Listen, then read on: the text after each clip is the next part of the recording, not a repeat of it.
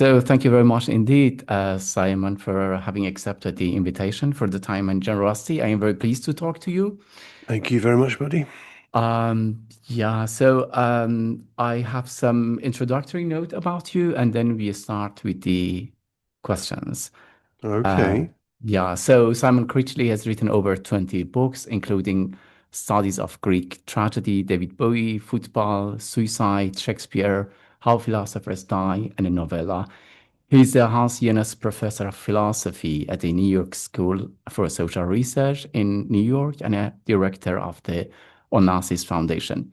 As co-editor of The Stone at the New York Times, Critchley showed that philosophy plays a vital role in the public realm. So among his books, a few of them I read On Humor 2002, The Book of Dead Philosophers 2008, Notes on Suicide 2015, What We Think About When We Think About Football 2017, Tragedy, Degrees and Arts 2019, and this book that we are going to focus on today on mysticism or mysticism Uh-huh. 2024.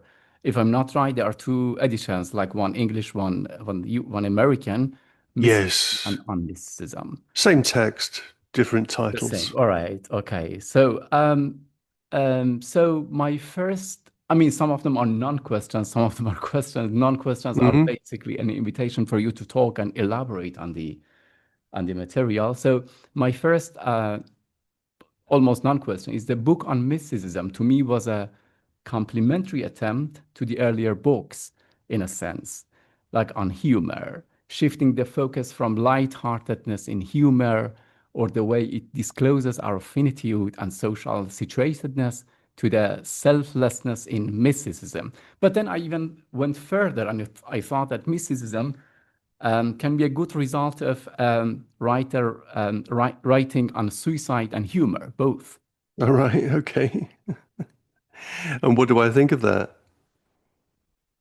Yeah, what do you think of it? Well, I think, I mean, I begin from the assumption that I guess I borrowed from Paul de Man a long time ago, which is that authors are a priori blind to what they're doing in their work. So it's impossible for me to read my own work in any kind of meaningful way, and there's no reason why my opinion about it should be any more interesting than anybody else's. In fact, it's almost certain to be less interesting. So I believe in structural self-deception in general, and I believe it in particular with regard to the writing that one does. So it's for you to say rather than me. Would be Oh, yeah, I mean, the way of turning the question around. It would be if you see yeah. correspondences, Yeah, then I mean, I will share my yeah, why ideas not? definitely. But what brought you there? What, I mean, is there, you have a long trajectory, intellectual trajectory Hmm. of writing books and teachings in different places. So what brought you to this topic? This, I mean, writing on mysticism for me in Iran is different from writing on mysticism in Germany. So I want to hear Sure. your autobiographical notes on that. Ah, What brought okay. you there? Well, a number of things brought me there. At a personal level, an increasing frustration with the secularism of academic philosophy and um, and the effects of and a secular and a kind of and what I used to call a kind of other people have called and the evangelical atheism of a certain moment in time. We can link to people like Richard Dawkins and Christopher Hitchens and characters like that who I don't have much time for, and the idea that religious belief is makes no sense and religious people are stupid. I've always thought that's a ridiculous assumption, and so and in my local context, and as someone that still works in a philosophy department, there is something suspicious about people who profess religious views. They're treated with as if they're kind of half out of their minds. So it's there's that. There's a move on my part from away from a kind of, how would I put it? A sort of almost dishonesty on my part with regard to what I really think about religion, and in particular about Christianity. Mhm. And uh, and so to that extent, the book finishes with a short number of pages called Confession, which originally were at the beginning of the book, but editors have their opinions, so it got moved to the end. And there I kind of tell the story about how, my work had been associated with an idea of religious disappointment, beginning in religious disappointment. And I still think that's right. I still think that the nihilism that problem of religious disappointment produces is still a very much a live issue. But my relationship to religious practice, devotional practice, and theology and a number of has changed over the years. So there's been I'm sort of the book in that to that extent is a confession of what really draws me in thinking and feeling about the world and my place in it. So so to that extent, there's a shift, an opening, a kind of an attempt to write with a greater honesty. Mhm. Not that the work before was dishonest. I always try to be honest in my writing, but to be honest on this topic. So there's that. Another side of it is the fact that again, also I say this towards the end of the book. I think in the confession pages that I learned tricks as a, a writer or whatever I am, which is people will ask me, what are you working on? And I hate that question. It's a lazy question. It's often a question that just comes out of a social anxiety Mhm. because, my what I always want to say is that, well, look at what I've just done. Look at what I did in the last 5 years and ask me about that. Rather than, what are you working on now? What have you been working on? What was going on in your, interest in, say, Greek tragedy? That I could talk about, but this vague idea, what are you working on? And so I learned the trick of responding to that question with the word mysticism. And and it was good because it would often people would either shut up, which is great, or they'd start to talk about themselves, which people love to do anyway. So Right. it just it made things a lot easier. And I guess the third thing is, and sometimes interesting things would come out of those moments when suddenly someone's asking you or pretending to ask you a question, and you can put it back on them, and if they're interesting, you're going to get an interesting response that perhaps you'll learn something from. And thirdly, I did a class on mysticism that began as a rough idea in about 2011, 12, with Mhm. a person who was a new colleague of mine at the time, Eugene Thacker. Mhm. And we'd started to have the idea of maybe doing a class on mysticism, but we didn't have much material. We didn't really know very much. And so we brought in a lot of guest speakers, and that proved really interesting. And one of the guest speakers was Caroline Bynum. And there's a chapter on her work in the book. I learned a lot from Caroline Bynum, and I respect her enormously. But But the other thing that was linked to the teaching was that realizing, seeing the effect that these texts, these difficult,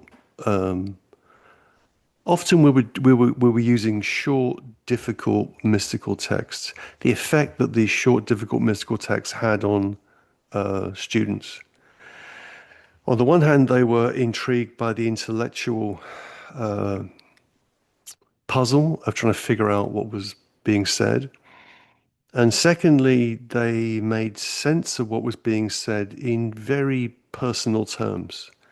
That you really felt, I saw how these texts could address someone's deepest feelings about themselves and the world. Mhm. And that doesn't normally happen in teaching, certainly in my experience. Right. So people took the mysticism that we were teaching and the people that were coming in to help us teach it, and they were they were transforming it kind of alchemically into something that was theirs. And and the book, since it's been out for about 10 months, I guess, is a bit less, 9 months. It's it serves a purpose. That's too instrumental. It's it it's the kind of book that becomes something that connotes, suggests things to people. And the book is an exquisite object, mainly because it was incredibly well edited. And then I worked with a long-standing friend of mine, Mark Ellingham, on on photographs to go in it, and we really worked on that. And it's a beautiful thing. So people are attracted to that thing, mysticism, and then they have associations with it. Are they going to read the book and think through its issues? Maybe, maybe not. In a sense, I don't really care. It's a kind of object of desire. The concept itself is a concept that arouses desire, and that desire interests me. And I think there's something going on there. So I think it's a book that appeals to people on all sorts of levels in terms of their deep yearnings, their sense of what is perhaps missing in their experience, and what they'd like to have in their world. And and also I think the final part of the book is on music, and that also had a created some resonance with people, which is kind of fascinating to me. People pick that up, and then they're able to kind of make sense, or at least they have a different vocabulary for whatever music it might be Mhm. that really moves them, that really matters to them, Right. and that's great. Right. Yeah, wonderful. I see at least three components, Simon, in the book that sort of help perform what you're claiming. One of them is the Hmm. photographs. The other is like um, uh, your references, allusions to poets like T.S. Eliot, and Yeah, also the part on music. So basically, the claim that art is a kind of contemporary form or reminder to mysticism yeah. is sort of visible there. So another non-question on my part is that the reason I picked the book and I started reading and enjoying that, I found it a fascinating, wonderful book and research. Uh, and the reason I can connect it to the idea of humor is the Hmm. idea that you claim through this kind of mysticism, uh, where we can transform woe to will. So, through your engagement with a vast range of thinkers, mysticism becomes a way of encounter to a suffocating atmosphere of melancholy. I quote you, a Hmm. journey, an itinerary that takes us from a condition of dereliction and woe to a state of will. End of Yeah, quote from you. that's right. It was quite counterintuitive, I have to admit, for me. and Mm-hmm. perhaps a lot of Iranians, because Mm-hmm. in our culture, in my background, the term mysticism often carries a melancholic undertone. Mm-hmm. Yet, for many Sufis, at a deeper level, the Mm-hmm. mystical experience resists and transcends this heavy melancholy because, like for Rumi or for Ibn Arabi, because it opens the soul to a direct living encounter with the divine that transforms longing into intimacy and presence. So, Yeah, no yeah. question, your comment welcome if there is anything. Oh, sure. Yeah, yeah. It does open the doors to melancholy. Yeah. It's very, melancholy is essential to mystical experience. There can be no mystical experience without melancholy, and the accompanying feelings of depression, wretchedness, distance, dereliction. So, in a sense, once you've kind of tasted, or at least you've maybe not tasted the fruit, but at least you've got a sense of what might be there, what might be possible, your own sense of your distance from that is incredibly, Melancholic. yeah, incredibly melancholic. Yeah, and I think that's, so it's not that. I mean, some people think, and I got this. Another kind of response I got was from the book was something like, "Oh yeah, this is what happens when I take drugs. I take psilocybin, mushrooms, and I see all this weird stuff. Isn't that mysticism?" And you have to be careful, but no, it could be, but for all the great mystics, there has to be an experience of melancholy separation from the divine, however that's understood. And indeed, I was reading last year Burton's Anatomy of Melancholy, this extraordinary, unwieldy book, and it finishes with a couple of hundred pages on religious melancholy. And Burton on religious melancholy is fascinating. So in a sense, there's no religion without melancholy, absolutely. And in the humor book, the argument is that humor has the same structure as melancholia, but is a way of alleviating that. It's an antidepressant. It has the same structure as depression, but Mhm. it's an antidepressant. So, and indeed, many mystics, many religious people will employ humor as a form of, as part of their practice. So that's entirely possible too. So yeah, so maybe there is a link there which I could have emphasized more. I mean, there are some jokes in the book, but there could be more. But Yeah. I think so I think yes, yeah, it's there is a sadness. There has to be a sadness, and it's not that you just go from here to ecstasy. It's not. Right. It's not that simple. It's a question of an itinerary, which has to be learned and it has to be approached with discipline and rigor, and and sobriety, a certain sobriety. Not all the time, not all the way through, but certainly a sobriety is required. So, yeah, that's how I'd respond to that. Well, wonderful, great. Yeah. Basically, as you said, this incongruity in the essence of humor, this frustration even in a Schopenhauerian formulation, this frustration from what you expect and what happens to you is Hmm. very much similar to experience of mysticism, but the Yeah, other yeah. way around, actually. So Hmm. no wonder that a stand-up comedian can be very melancholic, of course, on the other way. Yeah. So, a Oh, yeah, mystic can be humorous and a stand-up comedian can be melancholic. So, sure. um, I think best stand-up comedy is deeply melancholic. I mean, I think yeah, it turns us in on ourselves. Laughter is so interesting because it is this incredibly powerful physical affect. It's something we do which shakes the whole organism when we're laughing wildly at something, and it opens us up. And mm, a great comedian is someone who can take what happens in laughter and right. the opening up of the self in laughter, and then kind of insert a dagger into the heart of the person laughing, and then and twist it and then you can find something deeper and more interesting. So great comedy uses laughter in order to push into a kind of melancholy self-reflection ever more deeply. Yeah, I I did agree. a PhD on humor in Germany like a All decade right. ago. So various I'll strange avoid the topics, obvious very jokes there. I lost them.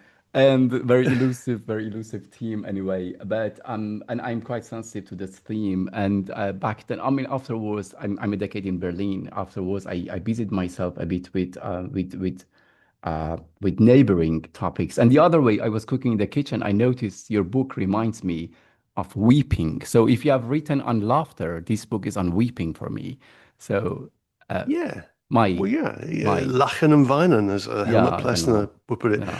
So yeah, you can. Yeah, I mean, what did you do in your German humor dissertation? What did you look at? Well, I try to. I mean, back then, I try to. Uh, God, it's a decade. I try to depict a kind of realism out of cosmic humor, what I call cosmic humor, the way that universe can laugh at us based on some conditions. So Okay. you mentioned Yuri Tucker, but that movement in the U.S. back then, this speculative realism also influenced me back then, actually. Uh-huh. And yeah, I'm revising the book. I didn't publish it. It is online on Tübingen University. I did my PhD in Tübingen. All right. Yeah, so I'm working on that hopefully for another project.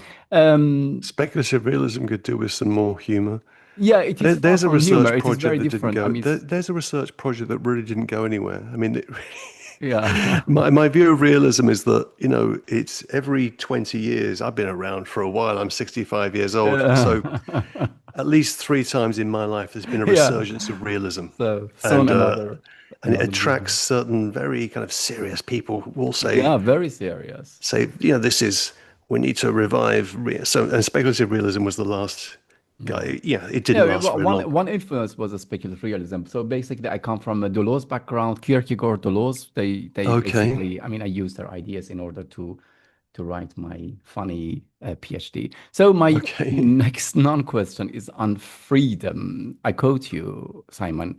Mysticism is a way of describing an existential ecstasy that is outside and more than the conscious self. It is about releasement and detachment.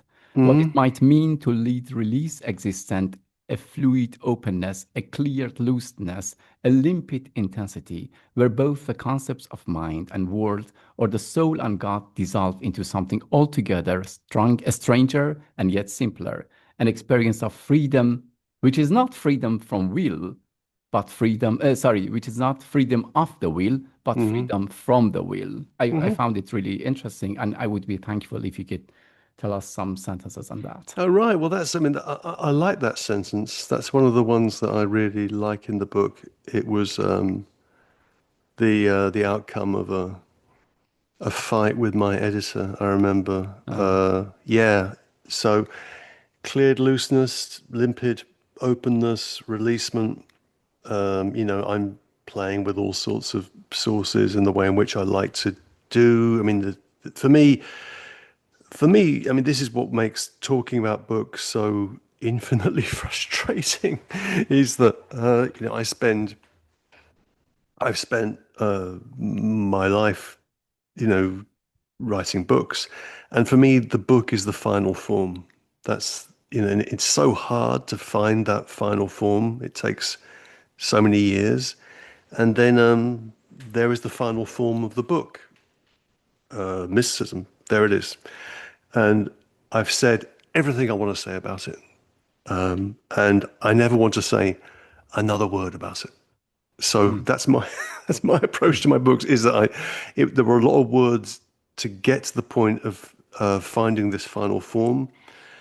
And also what I like to do when I'm writing is and this really began with the humor book, actually. Yeah, this did begin with the humor book.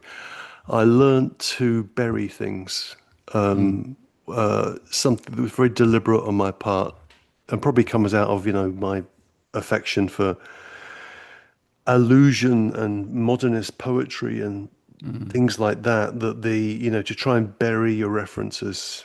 And if somebody really wants to see what's going on, well, they can, but it doesn't have to be put in your face. So I find that philosophers that drop too many names, make too many references, are usually pretty superficial thinkers, and really interesting thinkers like Kierkegaard often work by hiding things away. Mm. I'm rereading Kierkegaard at the moment, actually, for no reason at all.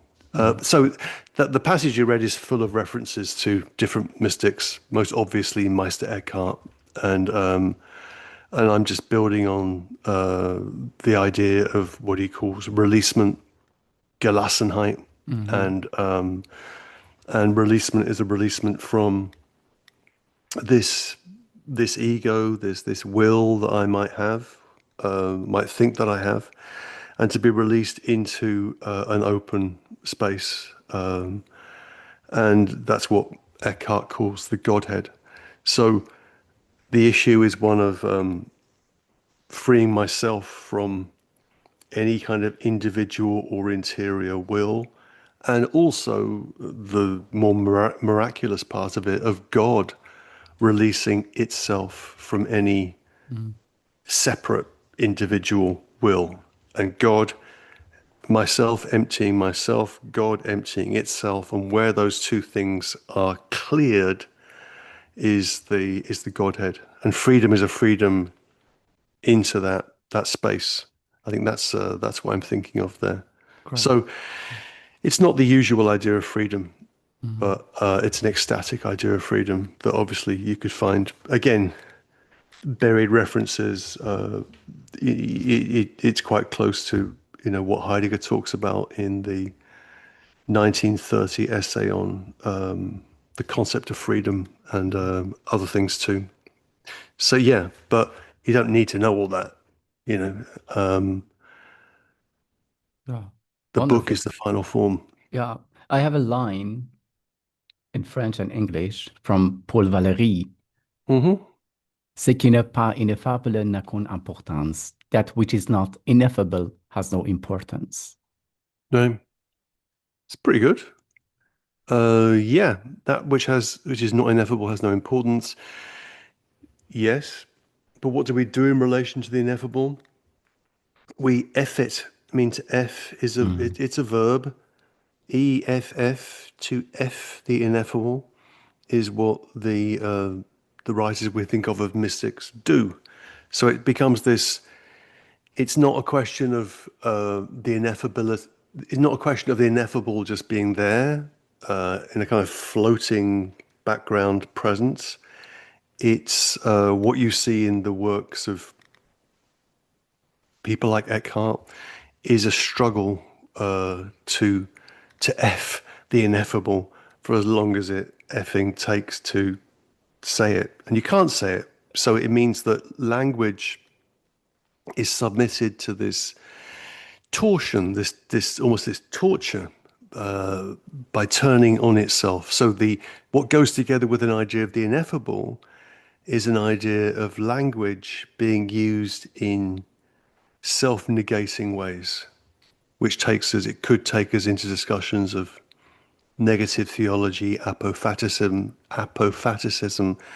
It could also take us into a discussion of poets like Valéry, who are trying to very deliberately to try and say something which can't be said. But it's not going to stop them from saying it, right? Mhm. So the Yeah. point isn't just standing in front of the ineffable as a mystery. It's a question of how we articulate it, how we make it conceptual and linguistic, and fail to do so, very Mhm. importantly. Mhm. I I was about to make a digression, Sure. but I postpone it. Uh, I stick to the question about doubt and skepticism. It's not a question again, a non-question. This exaggerated, I'm quoting you. Yeah, I'm quoting you here, sorry. Hmm. This exaggerated negativity gives mystical texts like the German sermons of Eckhart, to which we Hmm. will turn presently, a mightily peculiar character. It Yeah. makes them frustrating, irritating even to those plain-minded, skeptical readers Yes.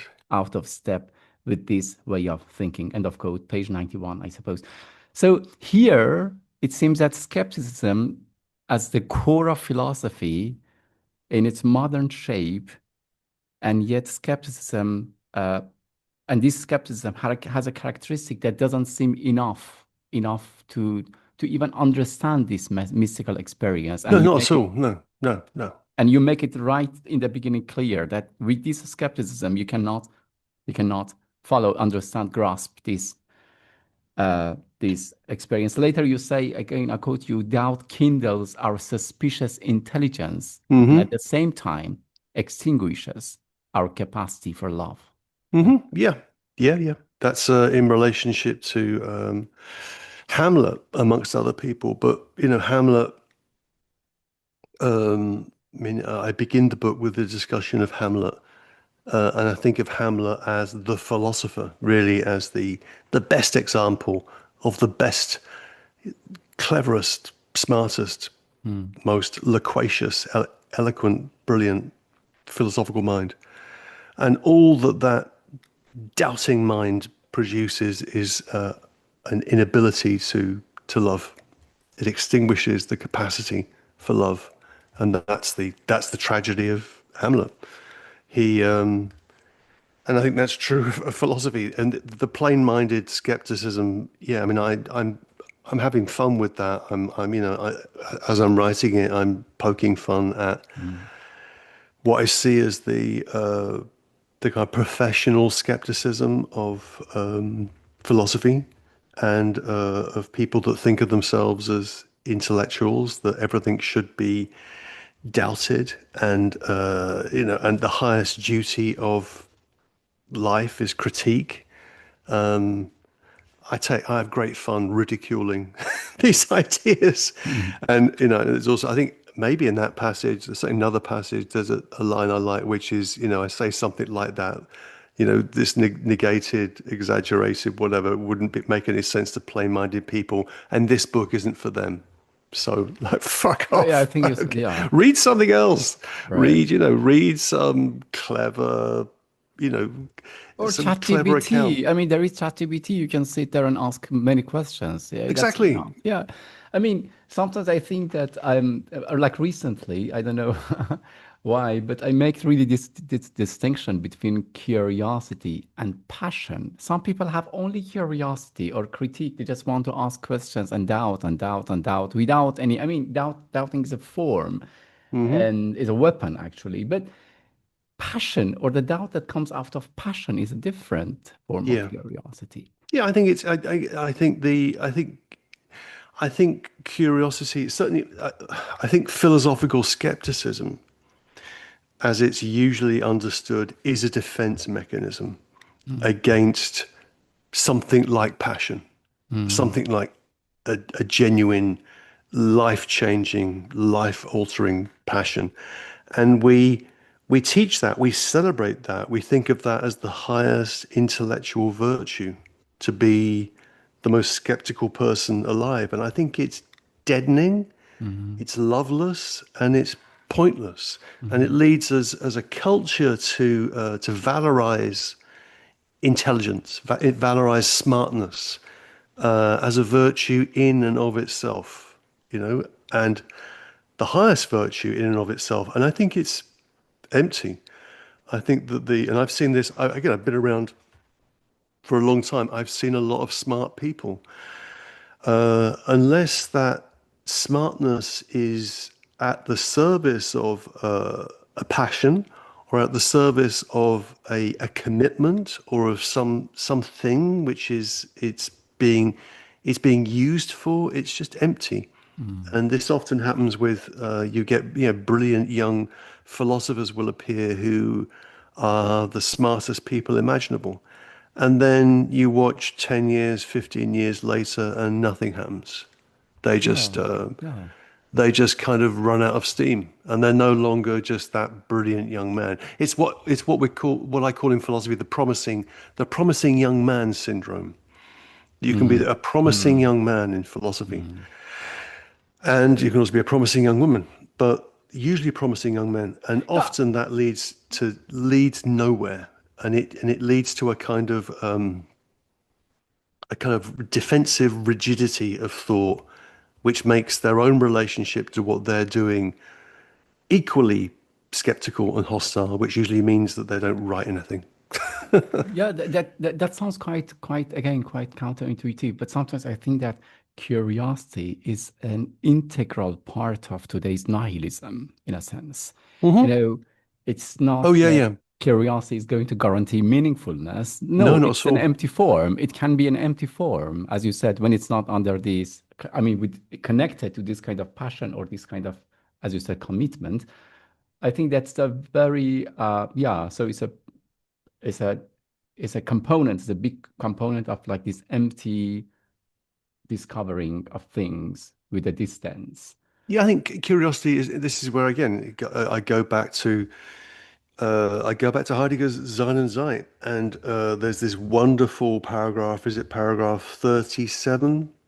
Hmm. Um it's certainly in there. It's between 35 and 38 of Sein and Zeit. It's on what he calls Neugier, Hmm. curiosity. Hmm. And he's thinking there about curiosity in the sense of a craving for the new, and noi in that sense. And Hmm. also, he links that to the theme of concupiscence, of lust of the eyes, and he starts to quote St. Augustine on that. So Hmm. curiosity is just that endless capacity to be taken by something new. And in many ways, our relationship to digital media is Hmm. one of curiosity. Our Absolutely. relationship to the news cycle is one Yeah. of curiosity. And it is an aggressive symptom of nihilism, which Mm. I don't know what we do with that. And I'm taken with it too. I'm constantly following doom scrolling Mm. news from wherever it might be, and there's something, that curiosity can masquerade as a social commitment, a social interest in something, which I'm skeptical about that too. Mm. So I think, yeah, curiosity is a problem. Right. Um, Simon, another issue that I have formulated in the form of a non-question is a kind of I've mixed it with my own concerns here in my Yeah, life sure. back and now. Is like kind of this kind of minimalism that we have today. This kind of overwhelming minimalism in all spheres of life, from ethical sphere to Hmm. life to interior design. So there's a kind of sufficiency. I mean, this contemporary sufficiency of being not sexist and being not racist and being not arrogant, and that's enough. It Hmm. is sufficient to be non-violent, basically. But Hmm. this minimalism, this sufficiency is everywhere. And as I told you in interior design, in meditation, in eating, in feeling, in a sport, we have this kind of minimalism. So all fine with that, no problem with that. But the mystics or mystic experience that we are talking or you're talking about is not primarily a minimal experience. No. It's not, I mean, these figures, they are not minimal figures. So somewhere in the context of Spinoza and pantheism, you raise it. I don't know if it was in an interview or in the book. But anyway, this minimalism is not a mystic poverty. This minimalism can mean hoarding to me. It can mean Oh, sure, yeah. scarcity to me. Yeah. Hmm. So if mystic experience is based on loss, minimalism is not even similar to that because it does not want to waste anything. So Hmm. basically, to make it short, sorry for this long non-question. Um, Basically, there is a large amount of, it reminds me of Georges Bataille, definitely, but there is a large amount Hmm. of waste in the experience of mysticism, which is Yes. absent from minimalism. Yeah, yeah. Bataille is an important reference. He's not, I'm not sure if he's maybe mentioned a couple of times in the book, but he was there in drafts of it, and when we were teaching the material, and I've been reading Bataille since I was able to read French, which is in my early 20s. I read a lot of Bataille, Mm, and his inner experience, expérience intérieure, mm, is really an attempt to create a kind of mysticism, of an atheological mysticism, as he calls it. I find Bataille deeply compelling.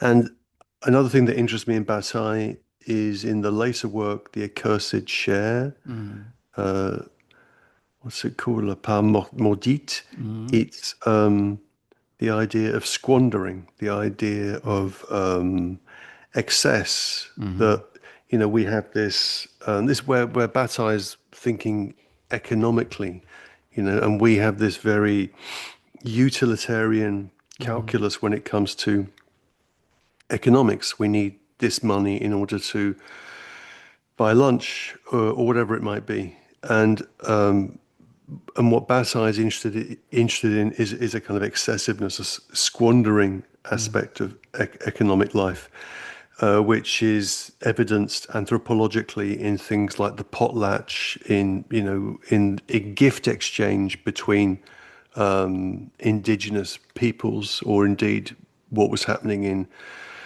still happens, and what was happening very actively in pre-Christian Europe, in a much more perhaps clear way. The way in which you assert your power is by giving a gift that it is impossible to mm, return.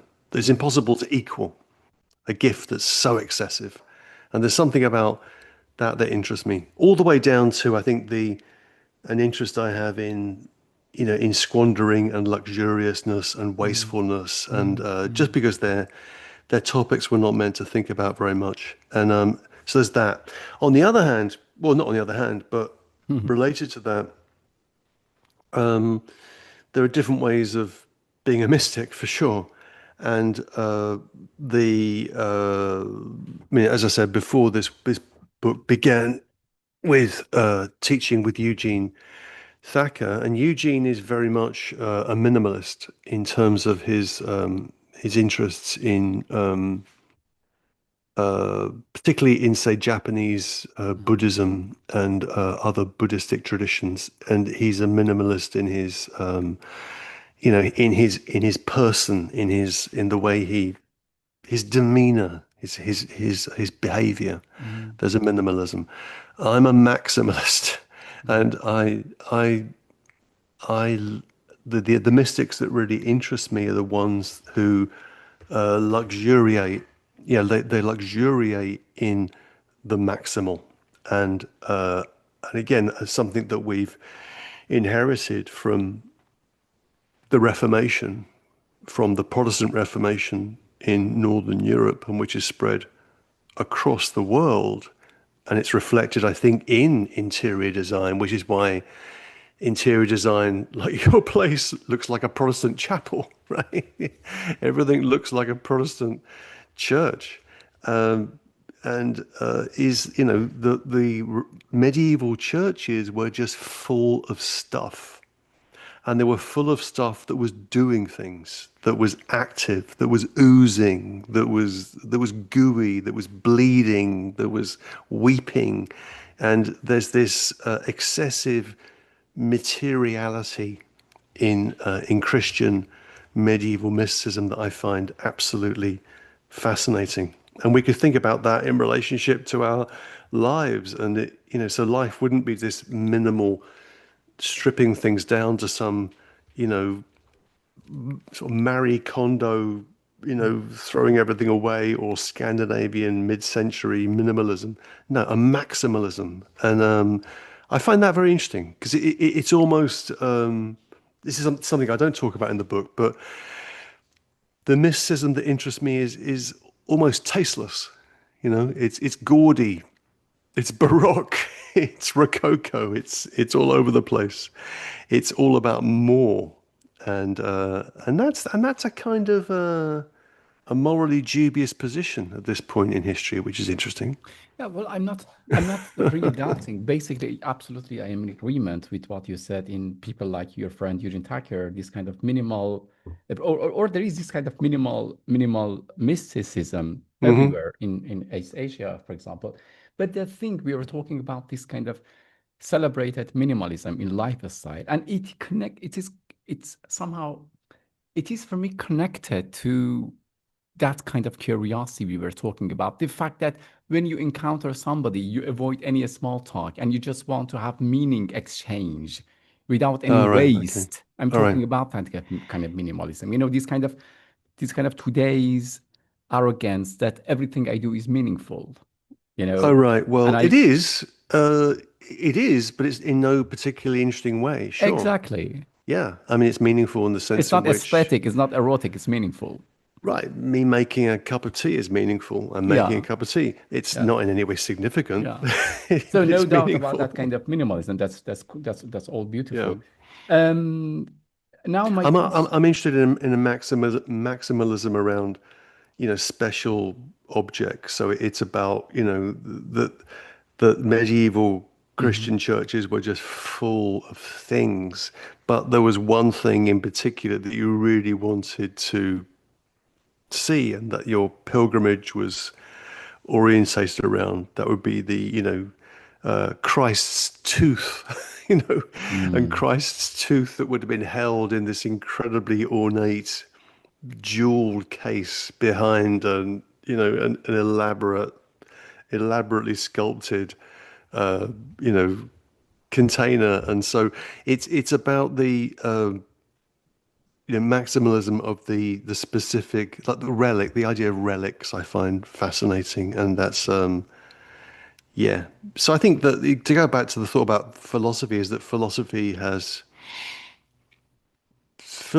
is Lutheran overwhelmingly. mm, Modern philosophy is an effect of the Protestant Reformation, and I'm eager to leave that behind mm, mm, and mm. do something else.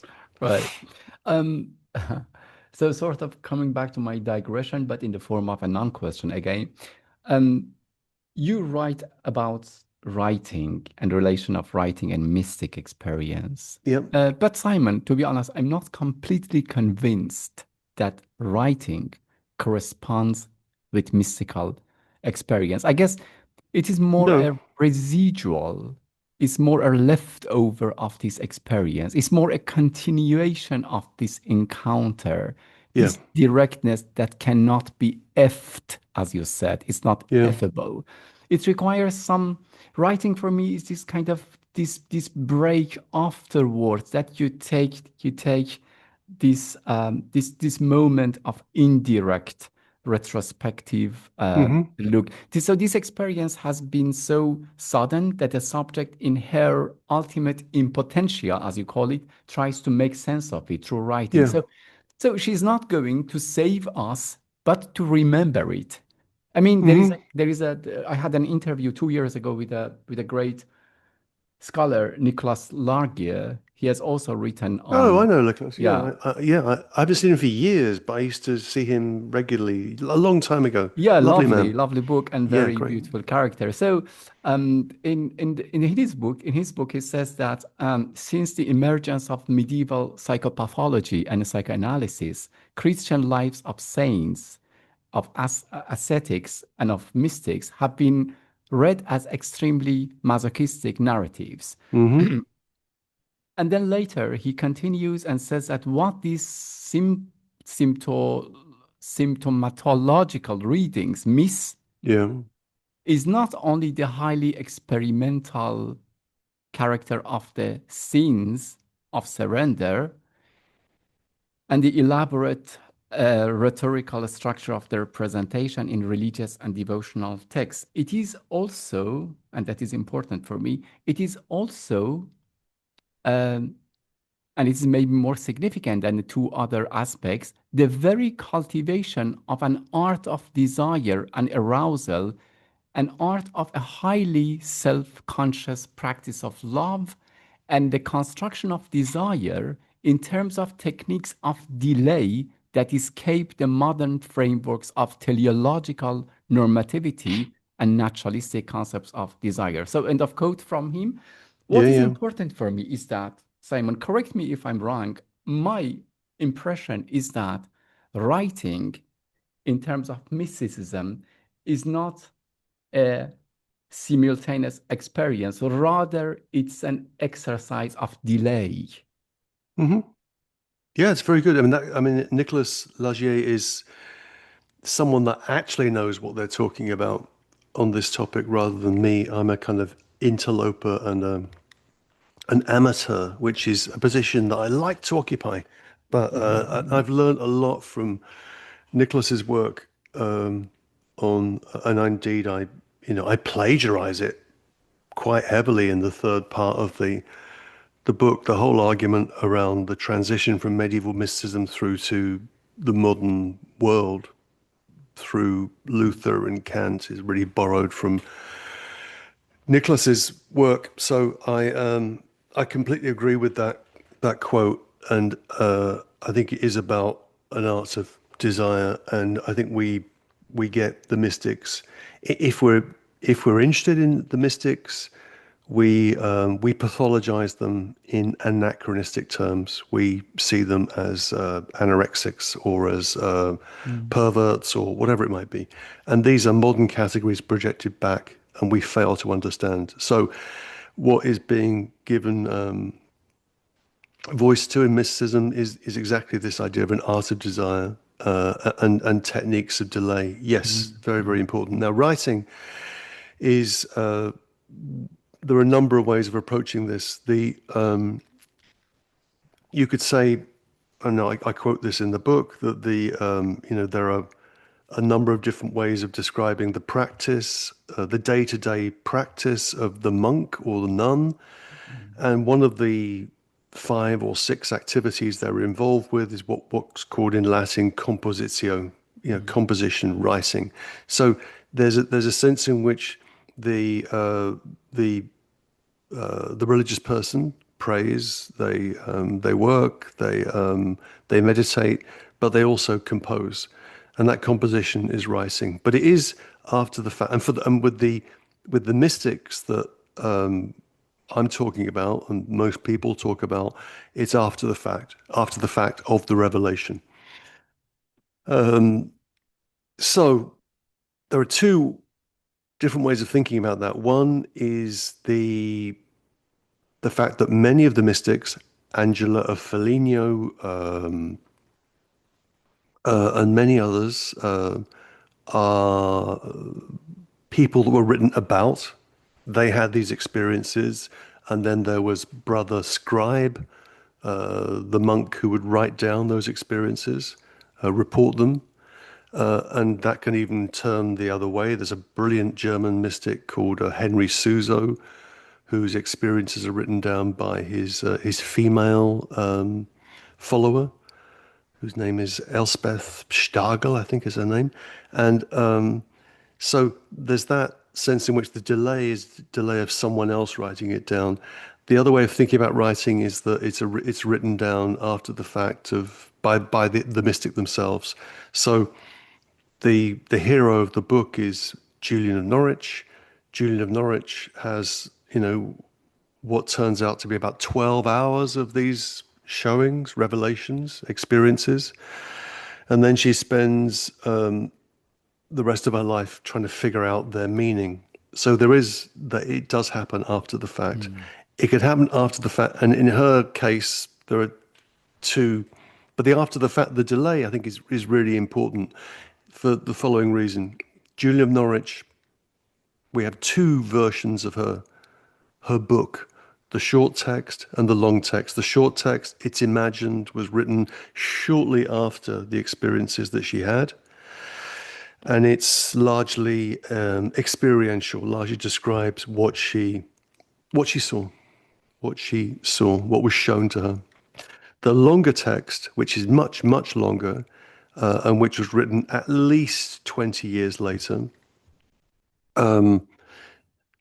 describes those same experiences, but pulls out the theological significance of them, which she worked on. So I think there's a way in which experience is rendered conceptual in writing, and it's rendered conceptual in a way that can go further than experience. So I think there's a sense in which I want to say that writing is productive of experience in its most powerful form. It can actually produce new forms of experience, and so it's not just after the fact. It can actually produce novelty. Right, right. Great.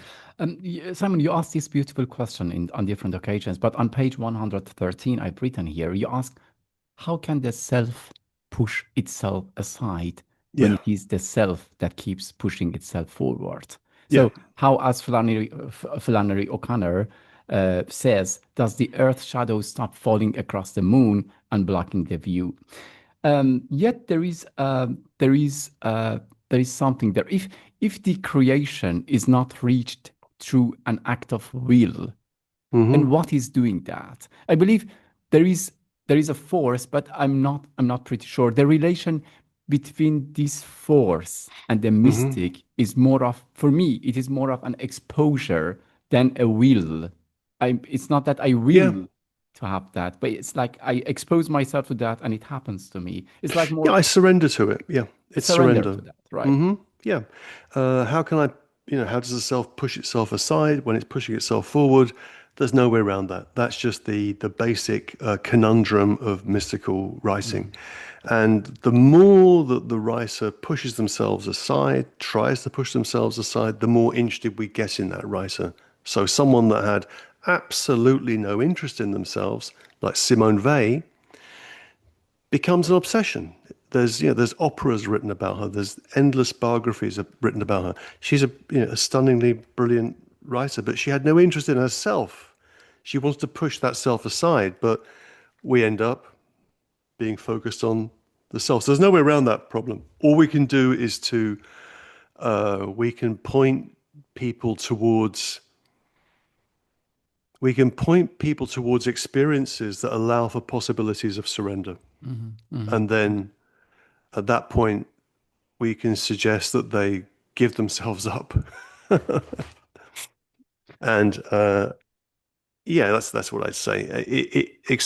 And so what the areas in which we surrender in our lives, I think are relatively few, and they're very special. And for me, music is one of them, and that's why music is so important. I think it incarnates it, or at least it makes possible a form of surrender towards the piece of music that you're feeling, to the point where you are the music, you become the music, and that's great. Yeah, wonderful. When I was writing my PhD back then to humor, one of the topics that, well, actually, I try to integrate that into my research was suddenness, Oh yeah, Plötzlichkeit. Yeah. So, and I saw that in the book, in your book. And now I have this you mean indirect Karl-Heinz question. Bohrer? Yeah, exactly. So Yeah, he yeah. has written that wonderful book. That's why I picked that up. That was on my Oh, mind. okay, Yeah, okay. I didn't know the reference. another So, one of my buried okay, illusions. wonderful. Yeah. So now a very indirect question based on suddenness. That you have this topic of beautiful analysis of far but near from Hajjawit Verabi, which describes this paradoxical nature of God, who is simultaneously distant and intimately close, a Yeah. concept that she coined to express the experience of divine presence within the soul, even in moments of spiritual distance or turmoil. So as you say in page 119, I saw that God in this loin près is the experience far near, who is far but whose farness is near and to which one wants to draw near in writing, end of quote. So my point here, I try to formulate that, which is hard. Hmm. um, so my point is that it for me, if there is any suddenness, it has a lot to do with this far and nearness. Yeah. um, this experience of waiting. I read and interviewed a very young, beautiful-minded philosopher, David Marno, last year. He has written on the experience of, I don't remember the name of the book, but I can send you the name. He has written on a part of the book is about waiting. And the Yeah. beautiful thing is that in Simon Way, attention comes from l'attente, which is waiting. Yeah, sure. Yeah, yeah, yeah, So if something happens to you suddenly, it yeah. is only there is a precondition for that, and it is waiting. Yeah, which is what we singularly fail to do. We are unable Exactly. to wait. So attente is really important. It's a theme in Simone Weil, in another favorite writer of mine, Maurice Blanchot. There's a wonderful Mm, book of his called L'attente, l'oubli, waiting mm, and forgetfulness. And I think that's it's really, really important, waiting. And the suddenness is something that can just come over you, and that's what you can't anticipate that. You can't book it at a certain time. It has to just happen. And when it happens in the form of a contradiction. mm, Far near. What does far near mean? It's mm, things are either far or they're near. No, God is both far and near. And not just that, is a ravishing far near.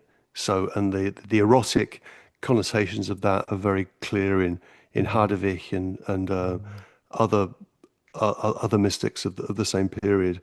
So the only way the suddenness can be expressed is through an antithesis, through a contradiction, and again that frustrates the plain-minded skeptic. And I say, good. A plain-minded skeptic can look elsewhere. But if you're not a plain-minded skeptic and this material engages you, then look here, mm, and then keep on looking and see what mm, else you're going to mm, find. mm. I have to go, actually. I have just one or two questions. I reduce it to Okay. one, two. So the very quick question about meaning and Yep. ecstasy. I read a book a couple of years ago. Daniel Hayborn, in the Pursuit of Unhappiness, argues that most of us are poor judges of our own well-being and Yep. often undermine our chances of happiness through the way we live. Another philosopher, Susan Wolf, a very great philosopher in Meaning in Life, distinguishes between happiness and meaningfulness, showing that a meaningful life can matter independently of how happy it makes us. So Right. that is the background of my question. So read together, these thinkers illuminate attention. Happiness may be fragile and elusive, while meaningfulness can sustain us even when happiness fades. Now, let me go even, I wanted to go a step further and say that mystic experience is not even based on meaningfulness. So, Right. Yeah. Yeah. yeah, so no question. No, I no, just it's wanted to yeah. hear So your I yeah. agree. I agree with you on happiness. It's very much overrated. It was good for Aristotle, but isn't good for us. And meaningfulness is a more powerful concept, but in a sense, not that interesting. I mean, I take a Heideggerian view of meaningfulness, which is that meaning, significance, Bedeutsamkeit, is Mhm, just what it means to be in a world. The world is meaningful, but that's entirely banal. mhm, It's meaningful in the way that the things around me, this computer and the books that I'm putting my microphone on, they're meaningful in the mhm, sense that they're significant, they're serving a purpose. I think what is happening in mystical experience is what pushes at the edges of that meaningfulness, and which opens up the question of negation in a more powerful way. right. And I think that's what. So it's mystical experience is what is what exceeds meaningfulness Right. and what arrests our desire for meaningfulness. And Mhm. yeah, and so yeah, Yeah. and happiness, well, that's for other people. So my last question, Simon, Okay. do you see any correlation between mystic experience and catastrophe and crisis? So oftentimes Yeah. it happens in critical times, not in peaceful epochs or times. We are so used to understanding mixed mystic experience through calmness, through equilibrium. Hmm. But we have the likes of Julian of Norwich writing in the midst of Black Death or and others. So I asked this question for personal reasons, perhaps quite selfishly. I asked this question because I was wondering if listening or watching the news on what is happening in Palestine, for example, might shatter my calmness and not lead to a pure ecstasy or pure equilibrium. Can we not attribute any role to Simone Weil's immersion in politics and her mysticism vis-a-vis mysticism starting with equilibrium? Yeah, I mean, it would be another conversation, but one that we could have. I mean, my interest in mysticism really began with a text I wrote in 2000. It came out in 2012. It was written earlier, called Mystical Anarchism, where I'm looking at mysticism in the context of politics. That's really where I got into this set of questions, but I quite deliberately cut out any political thinking from the book. Mm, I didn't want to make it mm, punctual in that way. But the relationship between mysticism and catastrophe, crisis, absolutely, and it's absolutely right. And I think that the reason why the book has well, the book in many ways became a book in the pandemic, like many books became books in the pandemic. So the pandemic was an enabling condition on the one mm, hand, and also the sense of the world as a catastrophic, exerting a catastrophic pressure on us, is something which I think allows for the space for something like mysticism in a mm, way that, if I think back to, I don't know, the 1990s in the West anyway, which seemed like a kind of a dream state in retrospect. I think we would have a different way of thinking about these issues. mm, I think the accentuation of catastrophe, the feeling of the pressure of reality, I think pushes people into to go back to Nicolas Largier's terms,